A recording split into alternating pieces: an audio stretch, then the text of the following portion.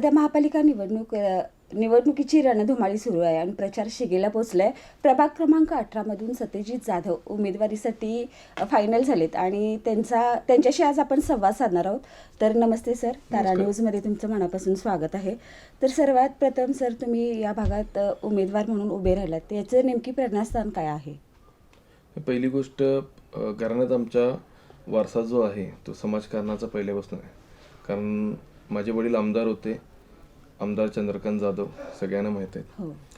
त्याच्यानंतर माझ्या आईसाहेबसुद्धा आमदार होत्या, जयश्रीताई जाधव. आणि झाली गेली 25 वर्ष त्यांनी कामाची शिदोरी घेऊन आमदारकीला उतरले, ते निवडून आले. आईसाहेबी पोटनिवडणुकीत निवडून आल्या.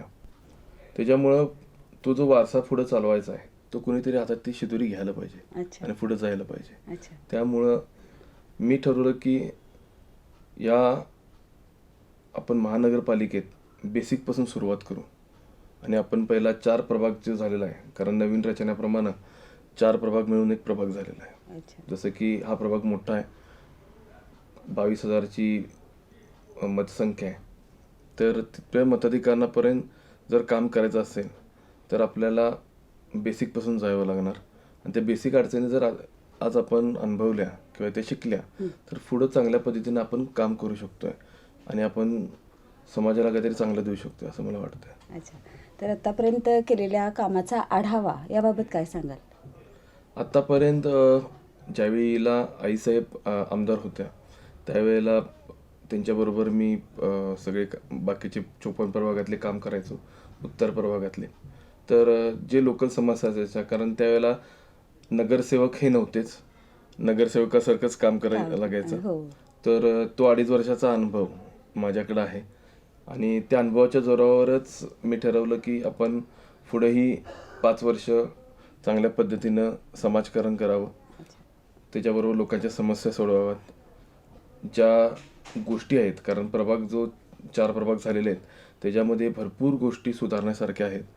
एक मॉडेल बनवायचं आहे की असंही प्रभाग होऊ शकतो की जेणेकरून ह्या प्रभागाला एक्झाम्पल ठेवून बाकी सगळे प्रभाग तसे व्हावेत. आणि कोल्हापूर जसं स्मार्ट सिटीमधनं वगळलं तसं ही स्मार्ट सिटी ऑटोमॅटिकली आली पाहिजे. पण अच्छा, तुम्ही आता सगळं एवढं सांगताय तर तुमचं नियोजन प्रॉपर कशा पद्धतीने असणार आहे? पहिली गोष्ट, आम्ही मॅनेजमेंटवर जास्त फोकस करणार आहे. कारण मॅनेजमेंट जर व्यवस्थित असेल प्रभागाची तर सगळ्या गोष्टी व्यवस्थित होणार. जसं की आपल्याला अडचणी येतात की पाणी येत नाही, ही एक टिपिकल अडचण आहे जी कायम आपल्याला प्रत्येक नगरसेवकाला त्रास देणारी असते. तर ती अडचण पहिला सोडवण्याचा प्रयत्न आहे. दुसरी गोष्ट, रस्ते जी आहेत, जे आतले रस्ते आहेत, म्हणजे जे अरुंद रस्ते आहेत, आपण जसं बोळ वगैरे म्हणतो, तर ते रस्ते आपल्याला बजेट कमी मिळतं या तिथं आपण डांबरीकरण करू शकत नाही, तर ते कॉन्क्रिटीकरण करायला पाहिजे किंवा पिविन बॉक्स टाकून करायला पाहिजे की जेणेकरून उद्या पुढं काही चेंजेस जरी करायचे असतील तर त्या प्रॉपर पद्धतीने रिमुवेबल करू शकतो. पिविन ब्लॉक्स असतील तर म्हणजे काही ठिकाणी सगळं अभ्यासपूर्वक हे काम करायला पाहिजे. आणि आपण कायम रोड करताना आज टेलिफोन लाईन आली म्हणून खोदलं, पुन्हा आपण रोड तो पुन्हा आपण पॅचवर्क केला, तर असं न करण्यापेक्षा सर्व डिपार्टमेंट एकत्र येऊन प्रॉपर नियोजन पद्धतीने म्हणजे मॅनेजमेंट स्किल काम. तर सर, आता निवडून आल्यानंतर पहिल्या 100 दिवसातला तुमचा अजेंडा काय असणार आहे? पहिला 100 दिवसाचा माझा अजेंडा असणार आहे की प्रभाग निरीक्षण, त्यांच्या समस्या आणि त्याच्याबरोबर नियोजन लावणे. जर या तिन्ही गोष्टी केल्या, कारण पहिला अभ्यास करणं गरजेचं आहे, अभ्यास करायला कमीत कमी 100 दिवस लागतात आणि तिथनं पुढं 100 दिवस अभ्यास केल्यानंतर प्रभागाचा प्रॉपर पद्धतीनं पुढं त्याची फेज घेतलीच पाहिजेत की कुठल्या फेजमध्ये कोणती कामं घेतली पाहिजेत.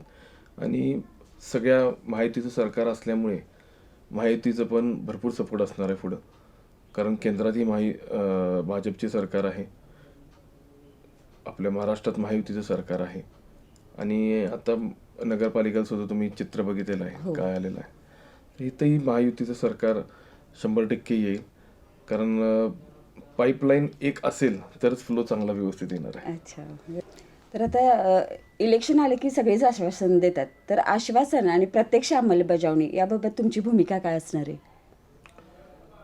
जसं मी सांगितलं की मी 2.5 वर्ष ज्यावेळी आईसाहेब आमदार होत्या त्यावेळेला समाजकारण त्यांच्याबरोबर मिळून केलेलं आहे. तर मी लोकांना कधी आश्वासन दिले नाहीत, पण लोकांनी जी कामं सांगितलेली आहेत ती मी त्यांची पूर्ण करून दिलेली आहेत. अच्छा. भलेही मी आज त्या माजी आमदार असतील तरी सुद्धा आज राहिलेली रेंगाळलेली कामं मी स्वतःच्या पदरच्या पैशातून ती कंप्लीट करून दिलेली आहेत. अच्छा. तर सर, भ्रष्टाचार मुक्त कारभार याबाबत तुमची भूमिका काय असणार आहे? पहिली गोष्ट, आमचा उद्योग समूहातून आम्ही आलेलो आहे. माझा एक मोठा उद्योग समूह आहे. जवळजवळ 1000 लोकांचं कुटुंब आहे. 1000 लोक माझ्याकडे नोकरीला आहेत. अच्छा.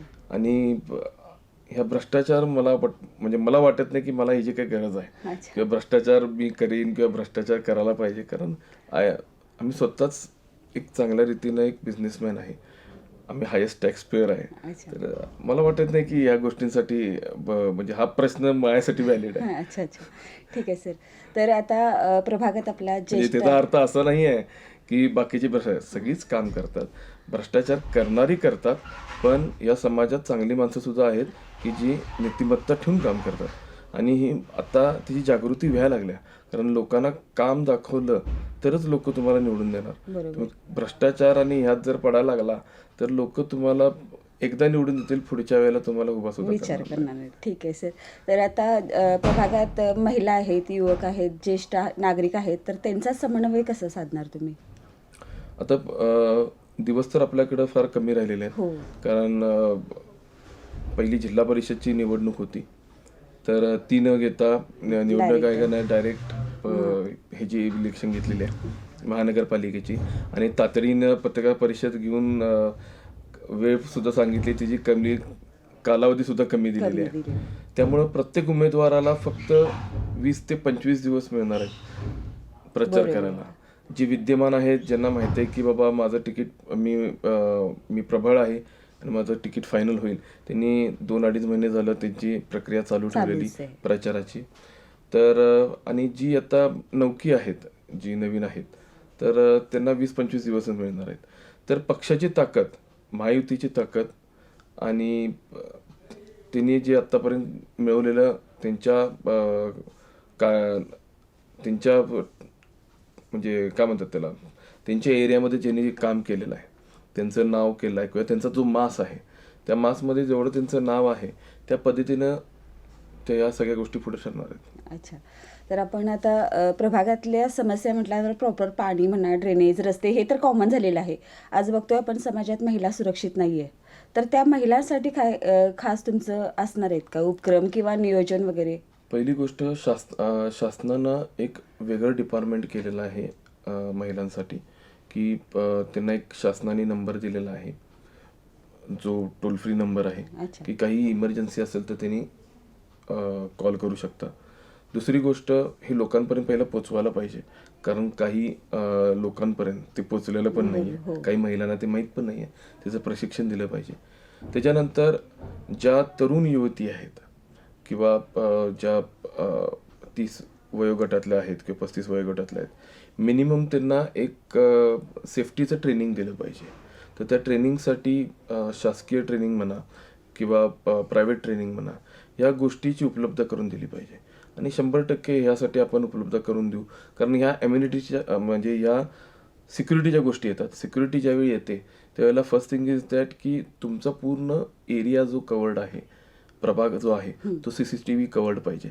कारण काय घडले ह्याचा एव्हिडन्स तर पाहिजे. बरोबर आहे. आणि दुसरी गोष्ट म्हणजे सेफ्टीसाठी माझं तर मत आहे की मुली आता फार म्हणजे जसं की मुलं आहेत तशाच मुली आहेत. म्हणजे खांद्याला खांदा लावून ते मुलांसारखं काम करतात. तर 100% मुलींनी ते प्रशिक्षण घेतलं पाहिजे. आणि सेफ्टीचं प्रशिक्षण आता यूट्यूबवर पण यायला लागलं, डिजिटल मीडियावर पण यायला लागलं आहे. तर या सगळ्या गोष्टींचा त्यांना थोडाफार अनुभव असतो, फक्त ते पोचवणं गरजेचं आहे. तो 100% आपण पोचू. ज्या वेळेला आपल्याला जनता सगळ्या गोष्टींचा कौल देईल तर आपण त्या गोष्टी सगळ्या अंमलात आणू. अच्छा. तर सर, आता हा झाला महिलांचा विषय. आता आपण बघतो की आपल्या कोल्हापूरमध्ये गुन्हेगारीचं प्रमाणही जास्त वाढलं आहे. युवा पिढी सगळी त्या गुन्हेगारीकडे वळते. तर तुम्हाला काय वाटते, काय नियोजन करायला हवं की ज्या म्हणजे कारणानं पहिली गोष्ट, गुन्हेगारी वाढते कशामुळे की सगळ्यांना इझी मनी पाहिजे, कष्ट नको आहे. बरोबर. त्यामुळे हे चेन स्नॅचिंग म्हणा किंवा काही तरुण पोरं जे आहेत की ज्यांना आता जे आपण डिजिटल मीडियावर सगळं बघतो की काही गोष्ट लक्झरियस ज्या आलेल्या आहेत, ही लक्झरियस गोष्टींमुळे ह्या सगळ्या गोष्टी व्हायला लागल्यात. बरोबर. जसे केसेस आपण बघितले, जर हे चेन स्नॅचर म्हणा किंवा हे हे अशा ज्या गोष्टी करतात, हे एक तरुण मुलं कॉलेजचे वगैरे जे चांगले शिकणारी आहेत, म्हणजे असे एक्झाम्पल आहेत की जी इंजिनिअरिंगला आहेत किंवा हे आहेत, त्यांनी परिस्थितीमुळे ते गोष्टी केलेल्या असतात. कारण का, त्यांना तेवढीच पॉकेट मनी मिळत असते, बरोबर. पण त्यांना ती लक्झरियस लाईफ जगायची असते. तर या सगळ्या गोष्टी, पण हे जर पहिली गोष्ट ब्रेन स्ट्रॉमिंग करणं गरजेचं आहे, गरजेचं आहे. तर ही गुन्हेगारी थांबल.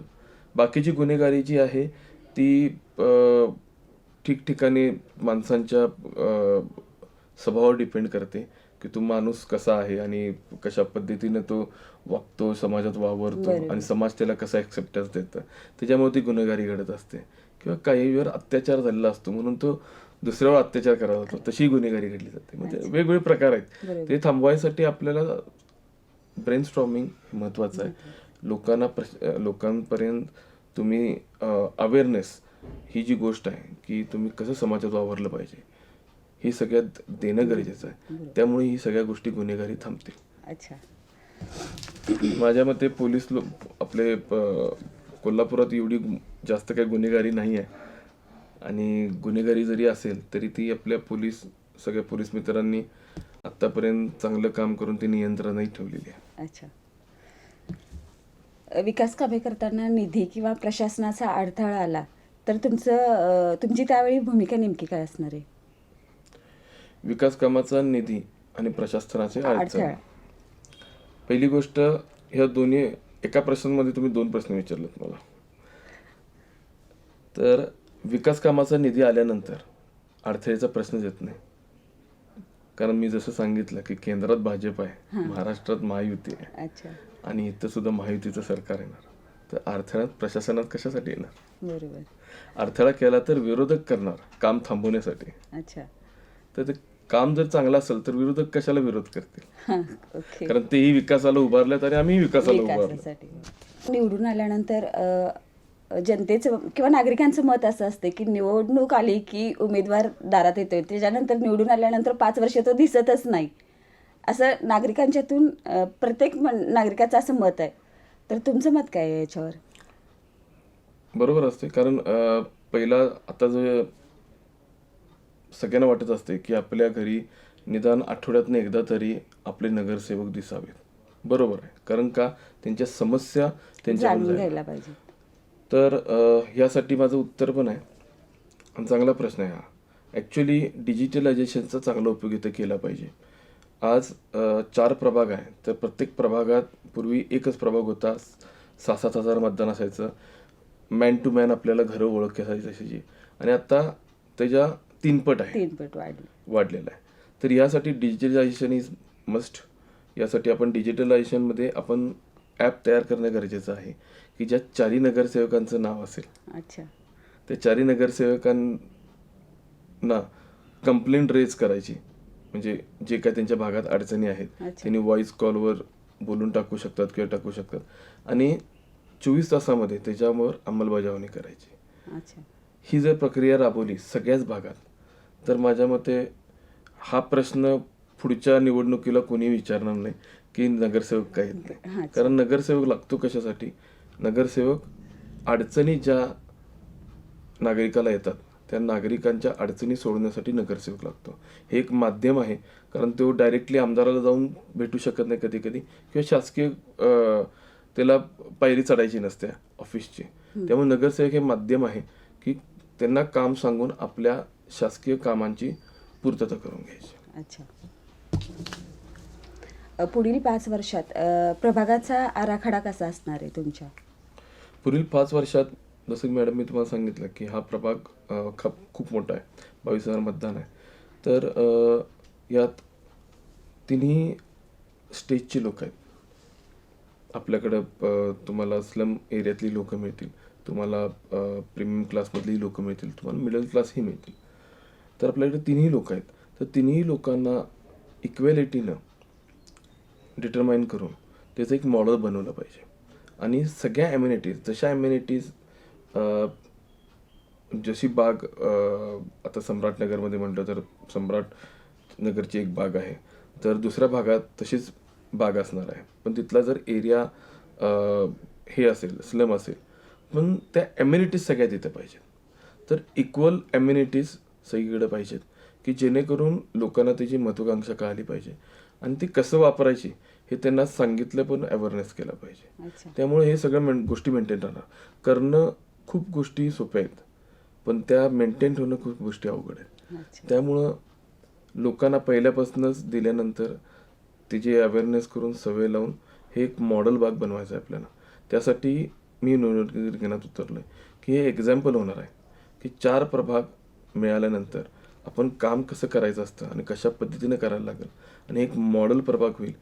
कारण ज्यावेळी हा जुना भाग माझ्याकडे होता, म्हणजे ह्या 2015 साली स्वतः मॅडम इलेक्शन आमदार व्हायच्या अगोदर स्वतः नगरसेविका होत्या, त्याला 2 वेळा पारितोषिक सुद्धा मिळालेलं आहे. की स्वच्छ भाग आहे म्हणून. हां. तर तसं पारितोषिक 100% आपण दरवर्षी घेणार, ह्याची मी गवाही देतो. कारण का, स्वच्छता, हायजीन इज मस्ट.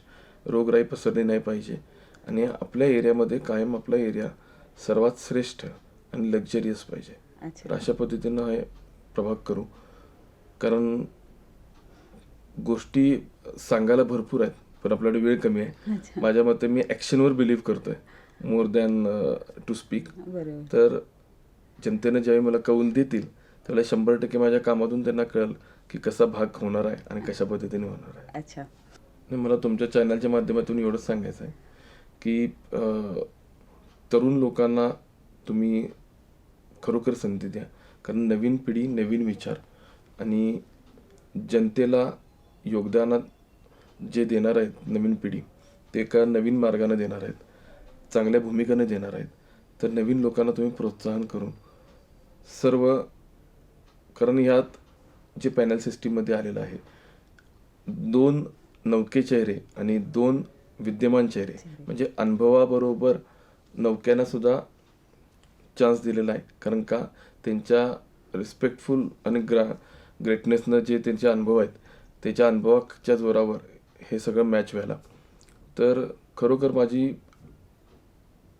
आमच्या सगळ्या पब्लिकला एक विनंती आहे की या सर्व नवक्या लोकांना तुम्ही खरोखर प्रोत्साहन देऊन पुढे घेतलं पाहिजे.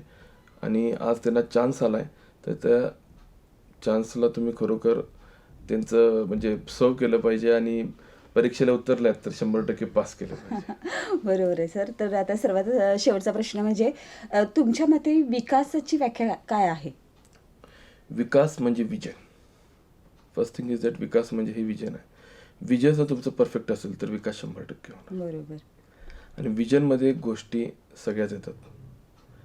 रोड्स येतात, ड्रेनेज सिस्टीम येते, गॅस पाईपलाईन येते, तुमच्या प्रॉपर सिंक्रोनायझेशन ऑफ बिल्डिंग्स येतात. त्याच्यानंतर काही स्लम एरिया असतील तर त्या सुशोभीकरण करणे हे महत्त्वाचं आहे. काही जिथं लॅट्रिन्स नाही आहेत तिथं लॅट्रिन्स करून देणे, प्रॉपर नियोजन करणे. आणि मेन आहे की प्रभागात जिथं जिथं कमर्शियलायझेशनचा भाग आहे, जिथं जिथं युरिनियल्स टॉयलेट नाही आहेत आणि आपल्याला आपण बघतोय अवस्था कशी आहे हो, आता, बरोबर. की लेडीज लोकांना कसे प्रॉब्लेम्स येतात, तर चांगल्या पद्धतीचे तिथं टॉयलेट्स केले पाहिजेत. आणि मुळात महिलांना किंवा पुरुष लोकांना त्याची सध्या गरज आहे. कारण कमर्शियल जिथं जिथं काम करतात, जसं राजारामपुरी आहे किंवा असे भाग आहेत, तिथं पहिल्या गल्लीपासून खालच्या गल्लीपर्यंत फक्त 2च युरिन असतात आणि लेडीजसाठी एकही नाही आहे. तर हेही सगळ्या गोष्टी महत्वाचं आहे. महत्त्वाच्या आहेत. काही राजेंद्रनगरात कमर्शियल आहे, सम्राटनगरमध्ये कमर्शियल आहे, काही इमिटेशन ज्वेलरीच्या फॅक्टरीज आहेत किंवा काय आहेत. तर तशा ठिकाणी या सगळ्या गोष्टी केल्या पाहिजेत.